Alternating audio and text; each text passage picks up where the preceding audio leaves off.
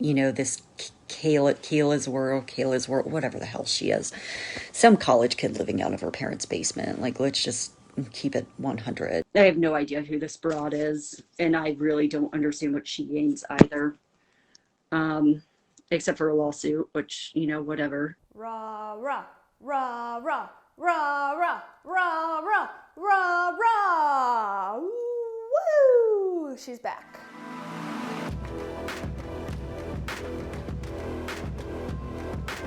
Hello and welcome back to my channel. I'm here with an update that I think almost everyone at this point expected to see. ChronicallyRara is back and she's better than ever? Question mark. For those of you who don't know, ChronicallyRara, aka Lindsey, is a TikToker who went viral for this post. I'm transitioning.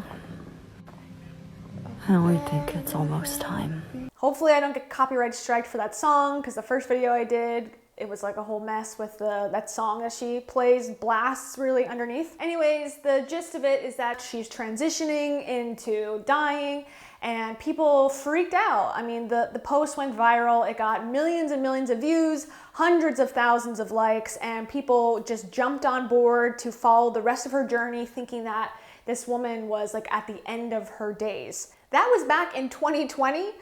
It is now, if you haven't checked your calendar in a few months, now 2021, March, and she is still alive. She is now back, and she took a brief period off. She said she was going to take time for her family, for her mental health, for her physical health, and then a few weeks later, boom, she's back. So I'm gonna go through the main points of what's changed. Some of it involves me. Thank you for joining me. I know that was a little longer of an intro than I usually care for, but I'm glad to see that this page is growing, this channel is growing, and we're building a little community here, which makes me so excited, and I love talking to all you guys, and thank you for sending me your suggestions, your screenshots. All of it helps me so much put these videos together and also potentially call out people who may need to be called out. All right, without further ado, this is the ChronicallyRara Returns Special. La.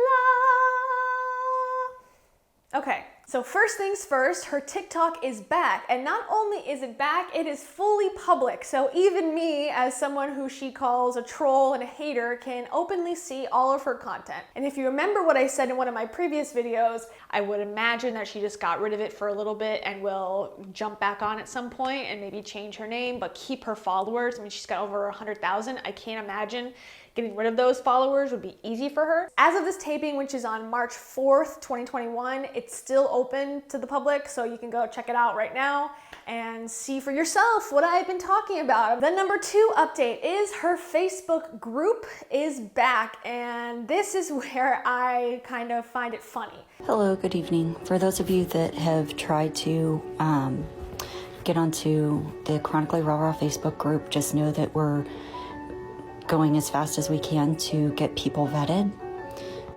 If you don't answer the questions completely, then your request is automatically denied. There are several things that we're looking for when we vet people, so basically the haters and trolls and people that really just need to get and can't get in.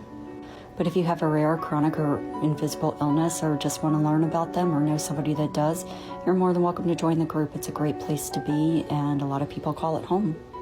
So check out facebook.com/group/ChronicallyRara. She had her Facebook group before, the ChronicallyRara group, where it was really for people to get a closer look at what was going on with Lindsey. You could ask her questions, directly. It was a smaller group. It was about 10,000 people as opposed to her 100,000 TikTok following. But then she closed the group temporarily a couple weeks ago, about a month or so now. And she said that she was going to bring it back at some point, but wasn't sure when. So now it's back, it's open. They deleted or blocked about 5,000 people, it looks like. It looks like it's about 4,000 left, which is still a lot. You can still join. It's not that it's a closed group and no one else can join. She still actually wants new members. We are working to get members approved as soon as possible.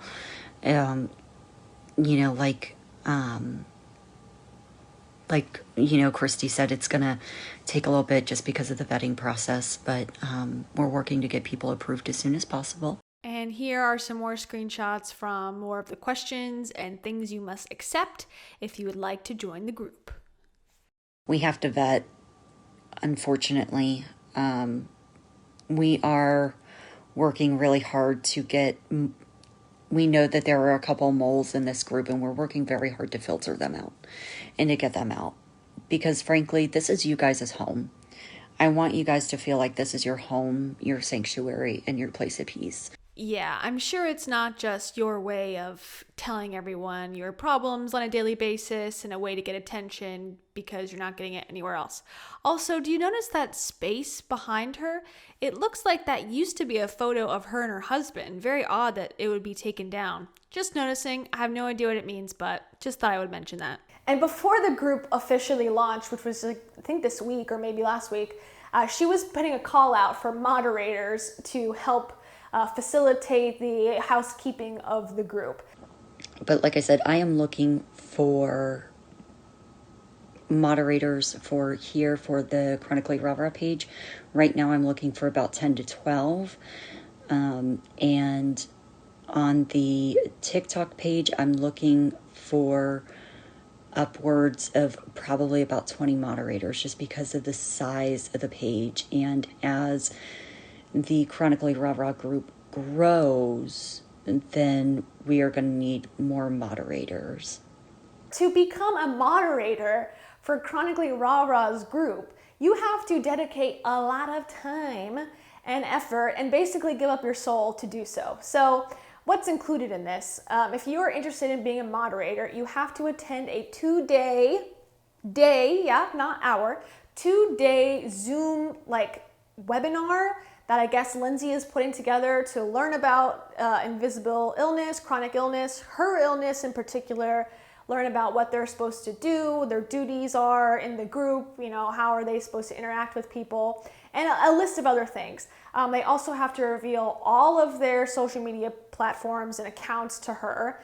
The posting that I was looking at, it did not say that you are going to be paid or compensated in any way. This job is just for somebody who loves Lindsey and cares about her so much that they'd be willing to sacrifice all of their free time and life to her. And it appears that some people are interested in this. Who knew? Update number 3. Now, Lindsey is no longer in hospice. I know that was something that we talked about in the previous video, that there was chatter about her getting off of hospice because she was obviously still alive after several weeks. And that was according to Sarah, who is her friend. And we will talk about her in just a little bit, so stay tuned for that. So now she's in palliative care, which is similar to hospice, but it doesn't necessarily come with an end date in mind. Am I still on hospice? No, I'm doing palliative care. Tons of people had a lot of questions about her NPO, which basically means that she stopped drinking and eating. I'll show you what she said in November and now what she says about that today. We've decided that I'm going to go ahead and go NPO because death with dignity isn't an option here in Ohio. I'm going to go NPO.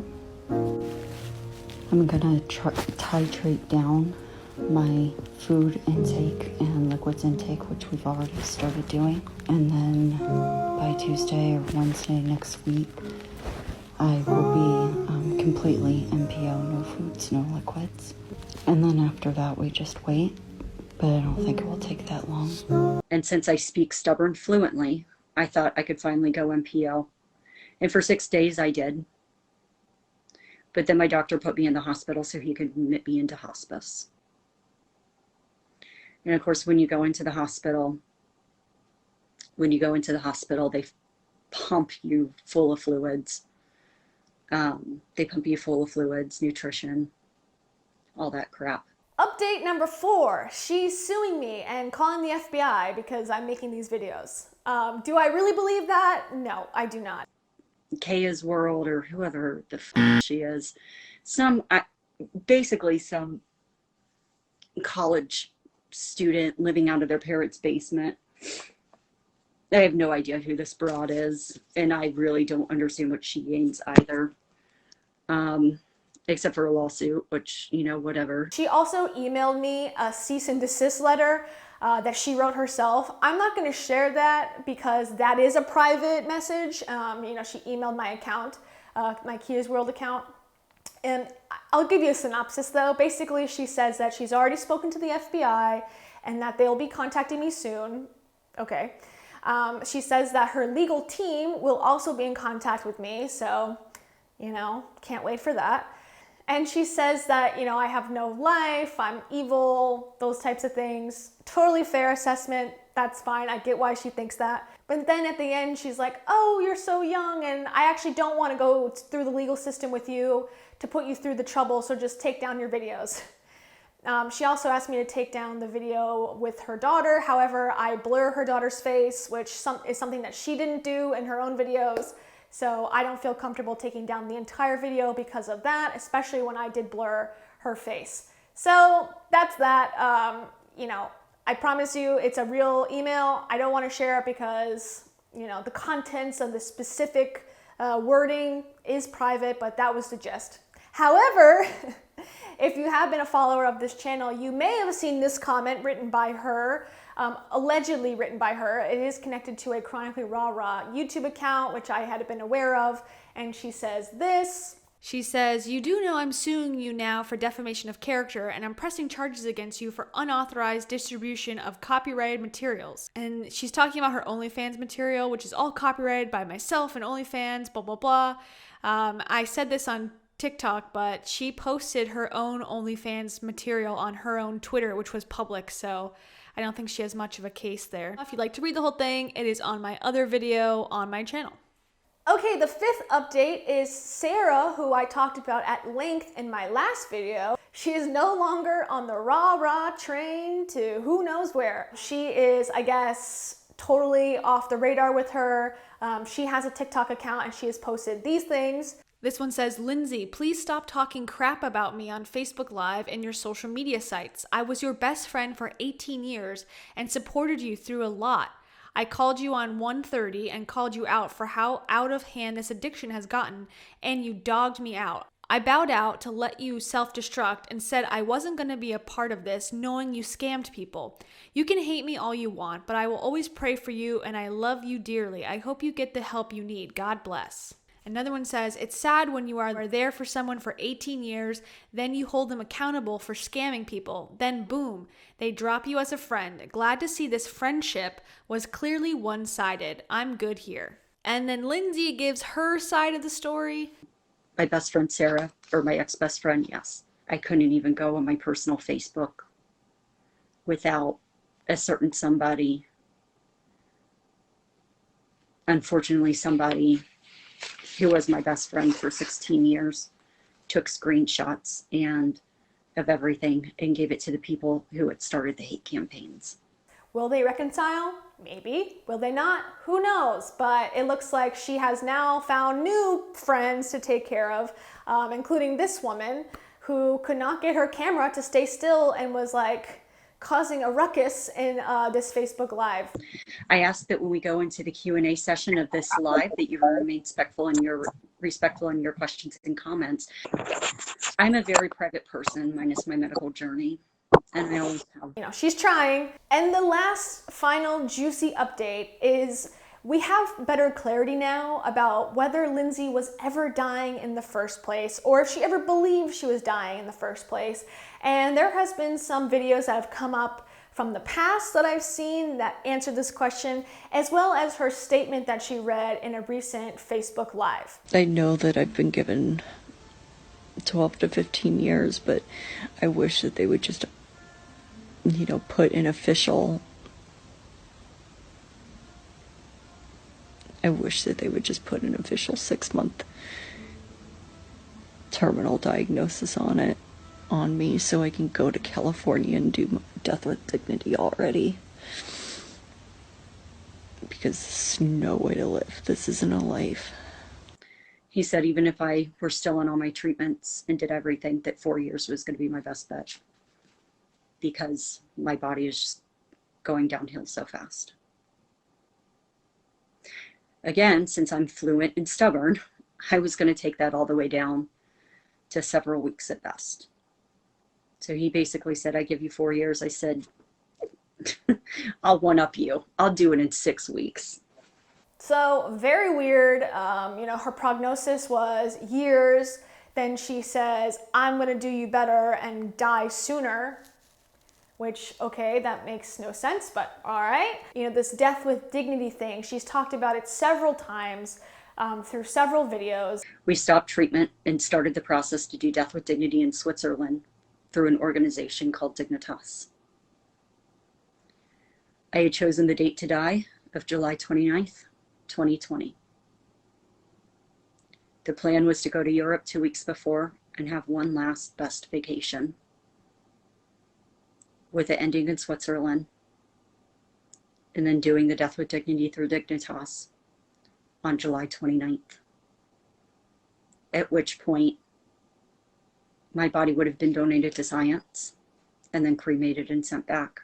This is for people who have like very, very progressive cancer or illnesses where there is no cure, there is no more treatment, they're in a lot of pain, they're gonna die in a short amount of time anyways, and so maybe before they get to the point where they're suffering at the end, they can take a pill concoction at home with their family at a time where they're not as much in pain, and they can end their life with dignity. That's what she talks about all the time, that she wanted, even though the doctor, in this video, she's saying the doctor gave her like 10 to 15 years. Okay, so this part is really, really sensitive, you know, triggering and very emotional. This part is something I don't really want to get too involved in because it is very serious and I don't really know how to handle it correctly. So I will mention it because I think it's important, but I don't want to discuss it really any deeper than this. You can do your own research and find out exactly what she's talking about, but I did want to bring it up. And so on January 30th, through the advice of a medical provider who I will not tell about, I will take that to my grave, I did death with dignity at home. Lindsey is saying that she did her own death with dignity, basically allegedly getting advice from a medical professional who told her how to have an overdose. And then her husband allegedly found her after she had attempted to do this death with dignity on her own. The paramedics came and resuscitated her, and she ended up in the hospital. And honestly, I think this part is really sad, and I hope that she does get the help that she needs to not feel like this anymore. And that's my hope with anyone that I talk about on my channel. So in conclusion, Rara is back to where she started. She's posting all the time. She's back on live. She wants you to join her group. She's suing everyone, and everyone's her enemy except for her, and that's the gist of her story for now. Her blog is still down. She said originally that she was going to formally move to her blog and just make that the primary source of her interactions, but that's not the case so far. She also said she wouldn't be showing up in the group very much. That's not the case so far. And if you've made it to this point in the video, I have some really, really sad news. I know I featured tarot in some of my early videos, and in some of the videos you can also see a dog in the background. Unfortunately, she passed away last week, and it was a very, very, very sad time for our family. Her name is Chansey, and she was the love of my life. She always hung out with me when I recorded videos and would work in my office all day, and I miss her tremendously. And if you are the type who prays, or if you're someone who has well wishes, please send them to Chansey. She's in doggy heaven now, and we love her so much, and she brought us so much joy. And I just wanted to share with everybody that I took a little break from producing content, mostly because I was, just devastated by that loss. And I wanted to take time for myself and for my boyfriend. Chansey, we love you and we miss you so much. So thank you for joining my channel. I hope you subscribe, and I'll see you in the next video.